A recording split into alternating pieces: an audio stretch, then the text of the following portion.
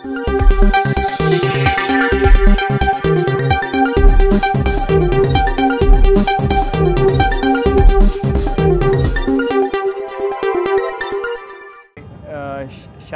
तर जे दोषी आहेत त्यांच्यावर कडक कारवाई करायलाच हवी। आता या संदर्भात जे काही घटना महाराष्ट्रामध्ये घडत आहेत किंवा वेस्ट बेंगॉलमध्ये जी घटना घडलेली आहे त्या संदर्भात कायदेशीर प्रक्रिया चालू आहे, परंतु मला असं वाटतं की ह्या संदर्भात राजकीय भांडवल व्हायला नको। याच्यामध्ये याचं चिंतन झालं पाहिजे की अशा घटना पुन्हा होऊ नये ह्याच्यासाठी आपण काय करू शकतो। आज जसं या ठिकाणी मुलींनी सांगितलं की जी घटना वेस्ट बेंगॉलमध्ये घडली आहे, आता लहान मुलींसोबत जी घटना बदलापूरमध्ये घडली आहे ती कोणासोबतच होऊ नये याच्यासाठी ह्या सर्वजणी रस्त्यावरती आहेत।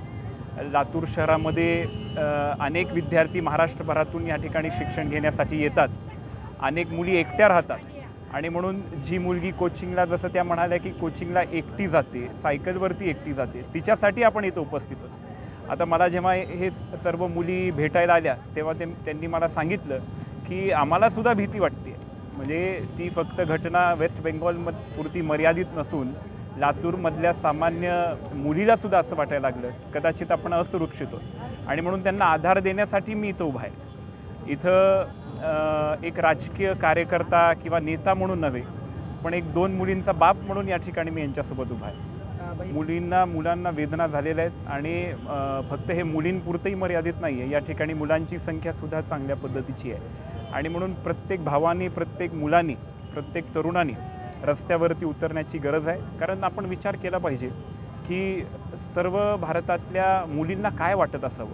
ती जी दुर्दैवी अशी घटना घडली आहे त्याच्या संदर्भात ऐकल्यानंतर सुद्धा अंगावरती शारे येतात आणि म्हणून इथल्या मुलींना जेव्हा त्रास होत होता तेव्हा इथले मुलंसुद्धा त्यांच्या आधारासाठी रस्त्यावरती उतरलेले आहेत आणि म्हणून वेदना मुलींना तर जेवढ्या आहेत तेवढ्या मुलांनाही झालेल्या आहेत। त्याच्यामुळे हा मूक मोर्चाचा या ठिकाणी त्यांनी उपक्रम हाती घेतलेला आहे। वेदना तर गेलीच आहेत, पण मला असं एक युवा कार्यकर्ता म्हणून असं वाटतं की ही घटना घडली आहे, दोषींना शिक्षा झालीच पाहिजे, ह्या पुन्हा घटना होऊ नयेत म्हणून अनेक विचार होण्याची आवश्यकता आहे। जसं मला वाटतं की लहानपणापासूनच आपण मुलांवरती काय रुजवतो, काय बिंबवतो, कशा पद्धतीचा आदर्श त्यांच्यासमोर ठेवतो, कशा पद्धतीचे संस्कार त्यांच्यावरती आपण बिंबवतो, हे सगळ्या गोष्टी अत्यंत महत्त्वाच्या आहेत। म्हणजे आता ही घटना झाली आहे, त्याचे निषेध होतोय, दोषींना फाशी झाली पाहिजे, शिक्षा कडक झाली पाहिजे, कायदे इतके ताकदीचे झाले पाहिजे की कोणाची हिंमत होई नये असे करण्याची। पण हिंमत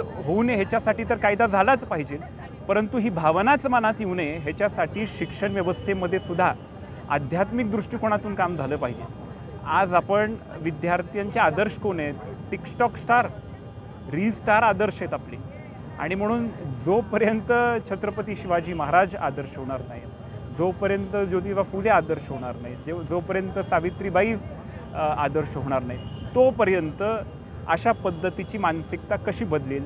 आणि म्हणून सगळ्यांनी ह्याच्या संदर्भात विचार करून आपल्या लहान मुलांवरती आपण कसे विचार बिंबवतो याच्याकडेही मला वाटतं लक्ष द्या। मला सतत वाटतं की ह्याचं राजकीय भांडवल व्हायला नको, म्हणजे त्या सिच्युएशनचं, त्या घटनेचं गांभीर्य एका बाजूला राहतं आणि हे सगळं राजकीय वातावरण तयार होतं। आता आपण महाराष्ट्रामध्ये पाहतोय की तो विषय एका बाजूला राहिला आणि सगळं आता सरकारच्या विरोधामध्ये आपण काय आवाज उठवू शकतो, त्याला कसं भांडवल करू शकतो याच्या संदर्भात जास्त बोललं जाते। मला वाटतं की आपण एक नागरिक म्हणून आणि जसं इथल्या मुलींनी सांगितलं ह्युमॅनिटीसाठी आपण या ठिकाणी सगळ्यांनी एकत्रित येऊन त्याला शिक्षा कशी झाली पाहिजे, कायदे कसे ताकदीचे झाले पाहिजे आणि भावी काळामध्ये मुलांमध्ये कसे संस्कार आपण बिंबून हे सगळं थांबवलं पाहिजे, याच्यासाठी आपण चिंतन करण्याची आवश्यकता आहे। राजकीय भांडवल करायसाठी काय वेळ भरपूर आहे, बाकीच्या गोष्टीत राजकीय भांडवल करावं, पण ह्याच्यामध्ये आपण अशा पद्धतीने वावरू नये। घडलेली आहे ती 31 वर्षाची महिला होती आणि आता आपला समाज काय रिझन देतील त्याच्यावर? कपडे छोटे होते तिचे की कुठे पार्टी करत होती की कुणाला हिंट देत होती? ती तर तिची ड्युटीवर होती ना। आता काय करालो तुम्ही?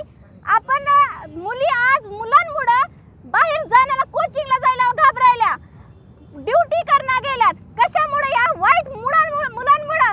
आपलं एक कर्तव्य आहे, आज जर ती त्या कोलकात्याच्या घटनेत त्या सरांना जर ही झाली असती, फाशी झाली असती तर आता अकोल्यात घडली नसती। आपली मुलं आहे, आपला समाज आहे.